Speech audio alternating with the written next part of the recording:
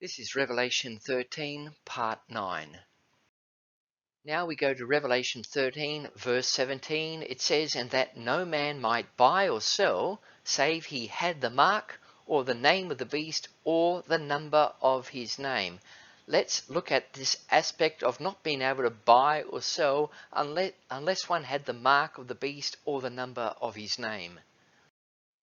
Given that the Church of Rome murdered and butchered millions of Protestants who dissented from their doctrines, it logically follows that the same system that did this would forbid all trade or commerce with these same people, that these people could not buy or sell unless they had the mark of the beast, unless they would bow down to the Roman god in the papal chair, the Vicar of Christ, unless they would worship the abomination of the Eucharist, unless they would obey the ecclesiastical beast and all the commands that came through this.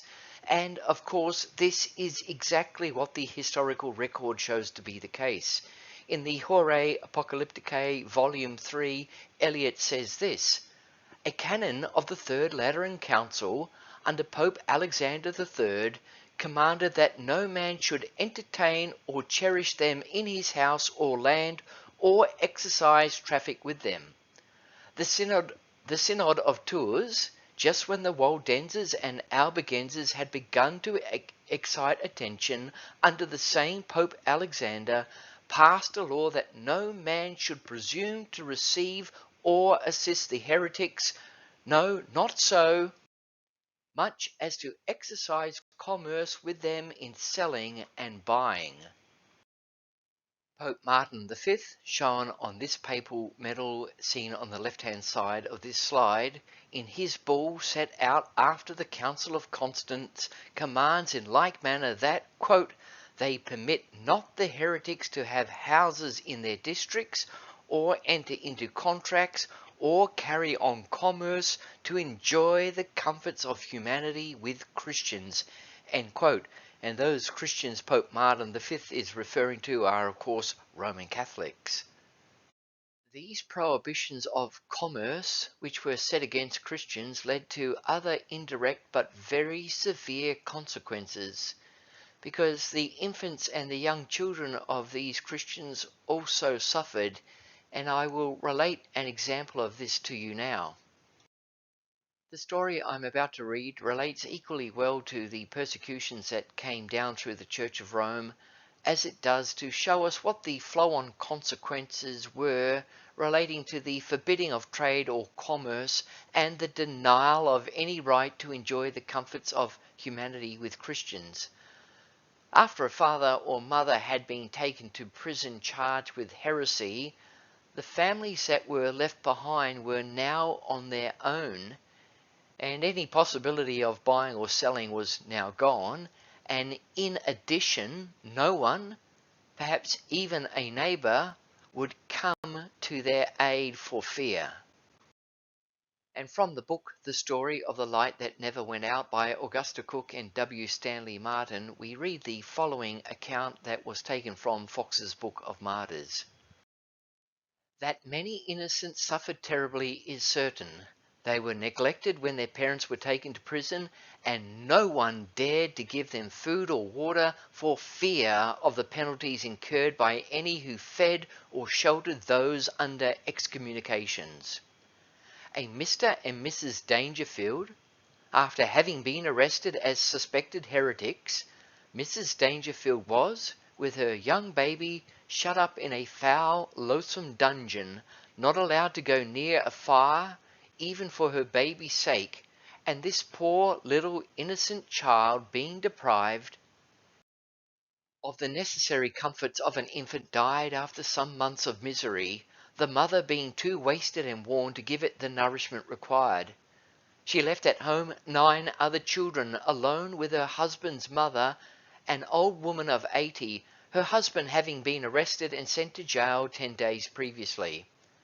The privations this poor old lady and the children had to endure were such that the former soon died with the worry, and it is related of the destitute children that, quote, they were all undone, end quote. Whether any survived is not known." Let's go to Revelation 13, verse 16. And he causeth all, both small and great, rich and poor, free and bond, to receive a mark in their right hand or in their foreheads. Now, I want to look at this aspect of the prophecy about receiving the mark in the right hand or in the forehead. As most will realize, the futurists have been teaching for decades that this mark of the beast in the right hand or in the forehead is going to be related to the barcode. Moving on from that, it is probably now more likely to be a computer chip, a nano computer chip of some kind that is going to be implanted in the hand or in the forehead of the people of this earth.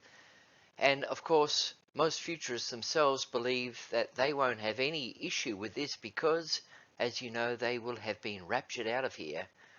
They come up with the interpretation of the prophecy, and on the suffering side of things, it's always somebody else that gets to bear it and never them. And thus, to me, it is quite evident why this view is so popular. Right at the moment, there is a lot of worry and concern about the COVID vaccinations being somehow related to the mark of the beast. Well, the solution to all of this is to have a proper understanding of what the Bible is saying.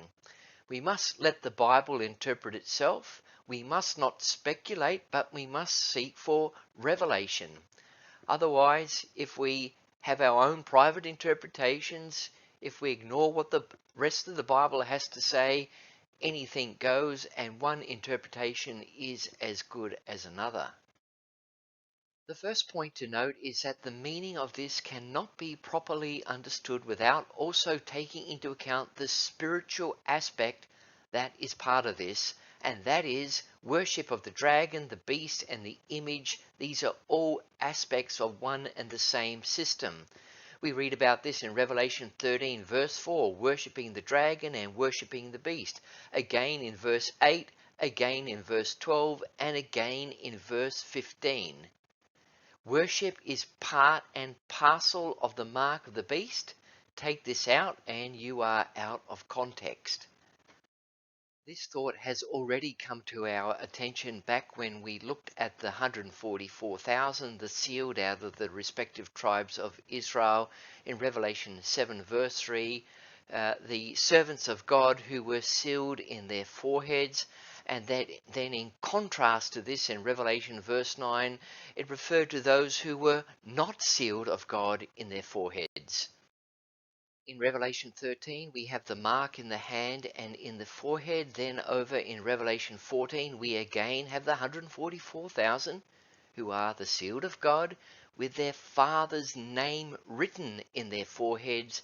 And also at the very end of things of the saved, it is said in Revelation 22 verse 4, and they shall see his face, and his name shall be in their foreheads. In Revelation 13, the mark of the beast, as seen in the hand and in the forehead, is tied directly to worship. Likewise, to have the Father's name written in their foreheads, the 144,000, the saved, have to be sealed, and that can only happen by the Holy Ghost, and they have to worship God. And in doing so, God's name, the Father's name, is written in our foreheads, in the sealed's foreheads. Praise the Lord. I'm not aware of anyone, any Christian, who expects that the sealed of God in the book of Revelation, that is in a New Testament setting, will have a literal name written in their foreheads. Generally speaking, Christians understand New Testament theology, which is quite clear. To have the Father's name written in one's forehead means to have the mind of Christ. 1 Corinthians 2 verse 16, for who hath known the mind of the Lord that he may instruct him? But we have the mind of Christ. Ephesians 6 verse 17, and take the helmet of salvation. Romans 12 verse 2, and be ye not conformed to this world, but be ye transformed by the renewing of your mind. Considering the prophecy in its proper context, Robert Carangola succinctly explains the mark of the beast in the right hand and in the forehead as follows. With the mind a man conceives his doctrine, and with the right hand he brings into fellowship. And it's as simple as that. So when a person's mind is captured by and he worships and gives consent to this great anti-Christian papal system, he also works with his hands to serve and also to be in fellowship with the same. He bears about in his right hand and in the forehead the mark of the beast.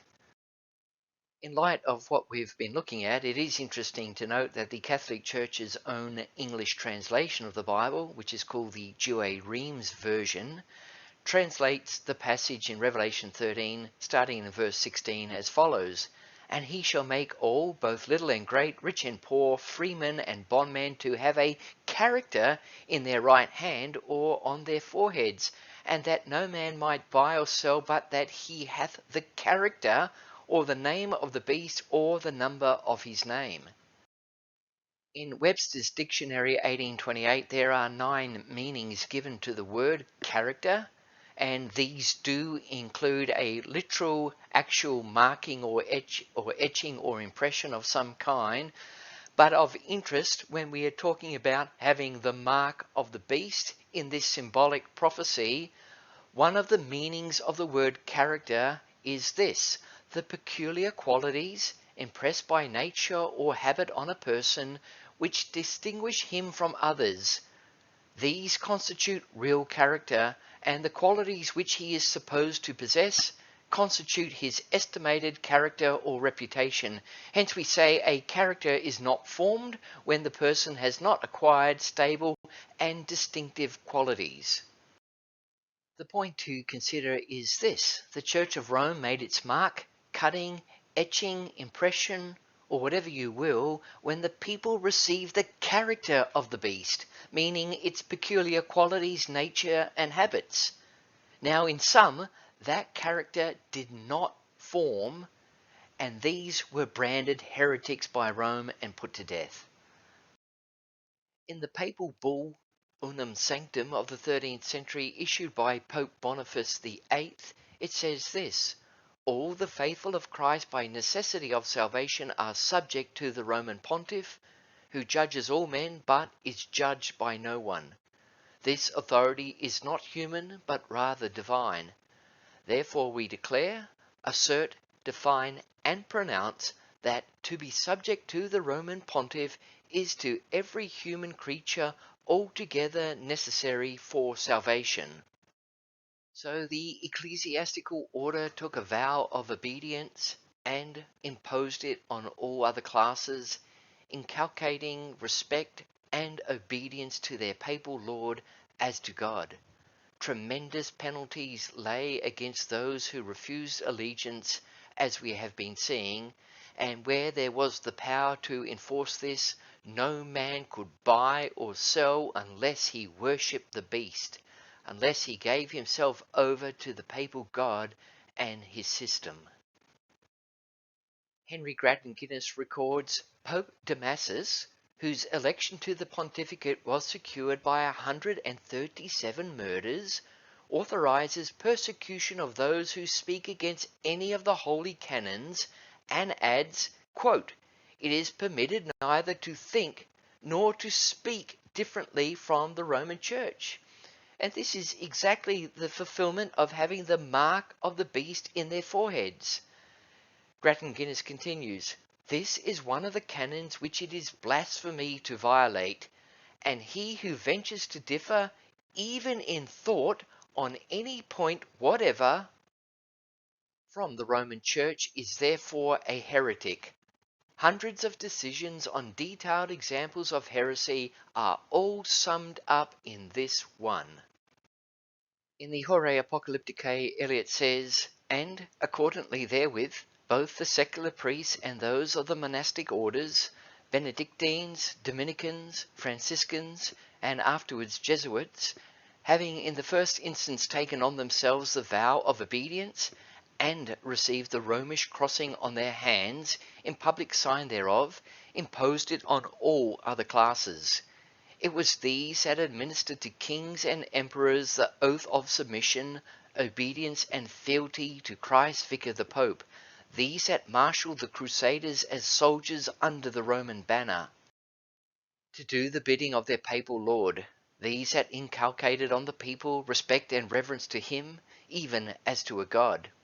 And of this their devotedness they required a visible sign to be received, as in public profession. The princes were to receive a ring on the fingers of their right hand from the consecrating priest in token of it. The Crusaders against heretics were to wear on their vesture the papal cross. On the commonalty, on all, confirmation by the bishop, as well as baptism was enjoined, and then the receiving from him in holy chrism the cross on the forehead. As part of this devotedness is participation in the crowning abomination of papal Rome, the Mass, and its transubstantiation, and then, right at the end, extreme unction where the adherent was on his deathbed. All these things are the mark of the beast. Also, we note the Roman Catholic sign of the cross is performed by the faithful with the right hand, and it is taken from the forehead and across the body.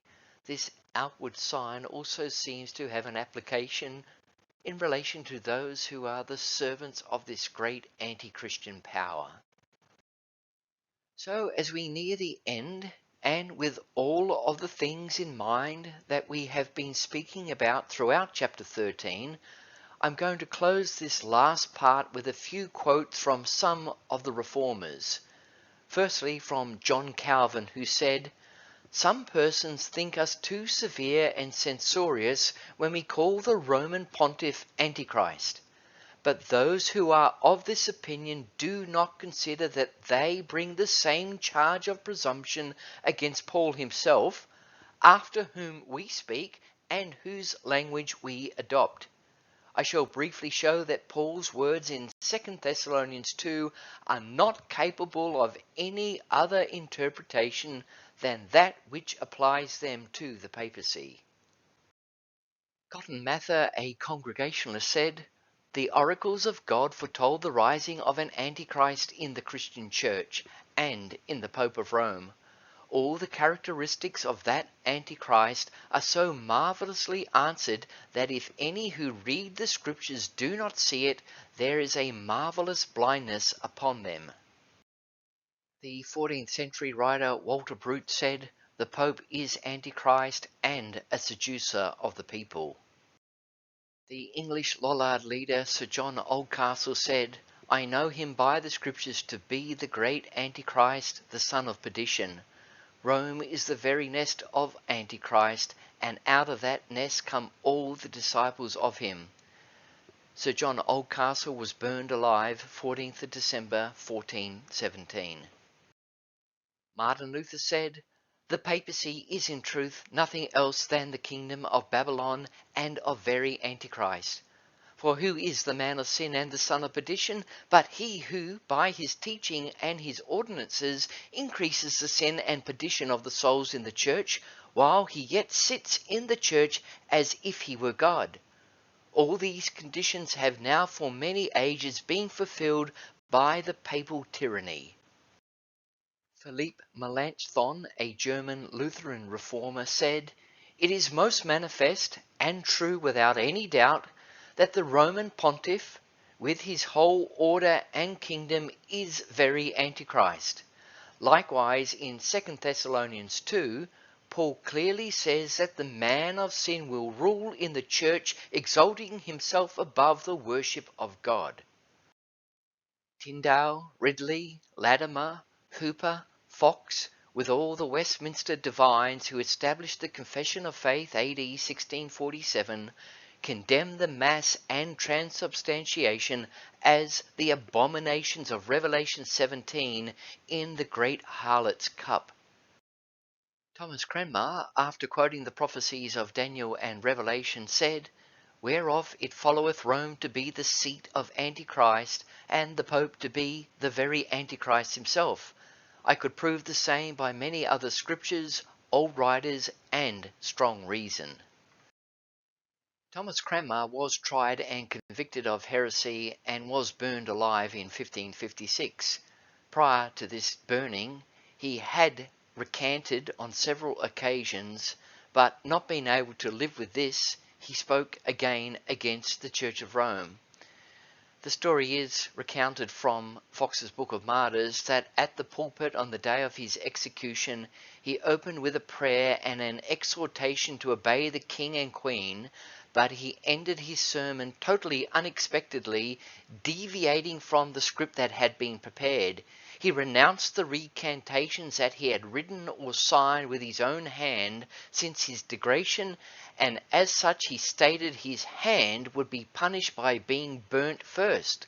He then said, quote, "And as for the Pope, I refuse him as Christ's enemy and Antichrist with all his false doctrine." End quote.